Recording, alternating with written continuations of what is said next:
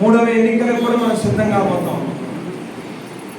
So దాదాపుగా 2019 ముందు ఏదైతే మన నియోజకవర్గంలో కమిటీల నిర్మాణానికి సంబంధించి కానీ ఎలక్షన్లకి ఫేస్ చేసేటటువంటి విధానానికి సంబంధించి కానీ ఒక స్ట్రక్చర్ని పెట్టుకున్నాం. దానిని రాష్ట్ర వ్యాప్తంగా 175 నియోజకవర్గాల్లోని అడాప్ట్ చేసేటటువంటి కార్యక్రమం మన నాయకుడు జగన్మోహన్ రెడ్డి గారు నిర్ణయం తీసుకుని ప్రతి నియోజకవర్గంలో కూడా రాజానగరం నియోజకవర్గంలో అవలంబించినటువంటి పద్ధతినే రాష్ట్ర వ్యాప్తంగా కూడా అమలు చేస్తాం.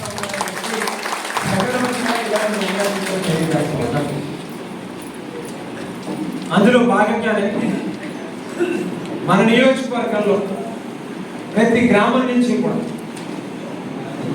గ్రామం అని అంటే ప్రతి యూనిట్ నుంచి, యూనిట్ అని అంటే బహుశా ఒకే గ్రామంలో 2 సచివాలయాలు ఉంటే 2 యూనిట్లు. కూర్చోవాలన్నా ఎంపీటీసీ గారు కూడా వచ్చాడా? కూర్చో సత్యంగా కూర్చో. డోర్ వేసేయకుండా నువ్వు లోపల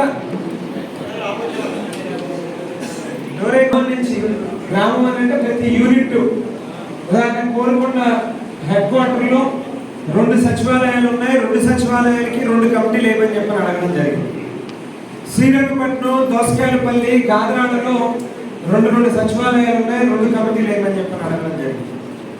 అదే పద్ధతిలో ఒకే సచివాలయంలో 2 గ్రామాలు ఉంటాయి. అంటే కనుపూరు, రాజవరం, లేక బుల్లెదురుపాలెం, గరగలంపాలెం. ఈ మాదిరిగా ఎక్కడెక్కడైతే ఏది చిన్నదైతే అది, అంటే ఒక గ్రామంలో 2 సచివాలయాలు ఉంటే 2, ఒక సచివాలయంలో 2 గ్రామాలు ఉంటే 2 కింద కమిటీలు వేయమని చెప్పని అడగడం జరిగింది. ఒక్కొక్క యూనిట్ నుంచి మండల పార్టీకి ఒక ప్రతిపాదన, గ్రామ పార్టీ అధ్యక్షుడిగా ఒకరిని, అక్కడి నుంచి మొదలుపెట్టి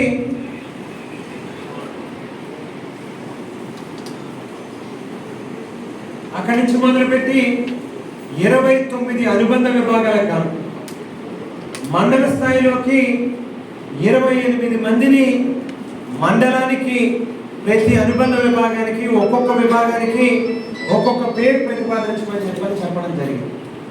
అదే పద్ధతిలో ఆ 28 అనుబంధ విభాగాల్లోని 13 అనుబంధ విభాగాలకి గ్రామ స్థాయిలో కూడా అధ్యక్షులు పెట్టమని చెప్పని అడగడం జరిగింది. అంటే 28, 13, ఇది ఒక 41 మంది. వీరితో పాటుగా ఈ 13 మంది గ్రామ కమిటీ అధ్యక్షుల కింద కొన్ని కమిటీలు 10 మందితోని, కొన్ని కమిటీలు 5గురితోని, ఆ మాదిరిగా గ్రామ స్థాయిలో ఆఖరి వ్యక్తి వరకు కూడా కమిటీలు నిర్మాణం చేయమని చెప్పి ఒక్కొక్క గ్రామం నుంచి 144 మందితో కమిటీలను పూర్తి చేయడం జరిగింది. అంటే మన నియోజకవర్గం మొత్తం మీద 93 గ్రామాలుగా 93 యూనిట్లుగా తీసుకుని ఒక్కొక్క యూనిట్కి 144 మంది చొప్పున 93 యూనిట్లు ఇంటూ 144 అంటే దాదాపుగా 10,000 మందికి పైచులుక ఇవాళ నియోజకవర్గం మొత్తం మీద మన కార్యకర్తలందరినీ కూడా ఆ పరిగణనలోకి తీసుకొచ్చి దాదాపు 10,000 మందితో ఇవాళ కమిటీలని పూర్తి చేయడం జరిగింది. మీ అందరికీ తెలుసు, మొన్ననే 3 రోజుల క్రితం జనసేన పార్టీ ఆవిర్భావ దినోత్సవం జరిగింది. కాసేపు ఉన్నాను, సైలెంట్గా అయినా ఉంటే లేకపోతే కూర్చో.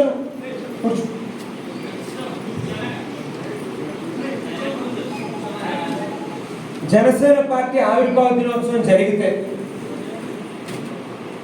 గట్టిగా పట్టుమని 200 మంది, 250 మంది కూడా లేరు. మీ అందరూ ఎంతమంది గమనించారో నాకు తెలియదు. సోషల్ మీడియాలో మాత్రం 5,000 బైకులతో భారీ ర్యాలీ అని చెప్పి ప్రచారం చేస్తారు. అధికారంలో ఉన్న పార్టీ, అధికార పార్టీ శాసనసభ్యుడు పిలిపిస్తే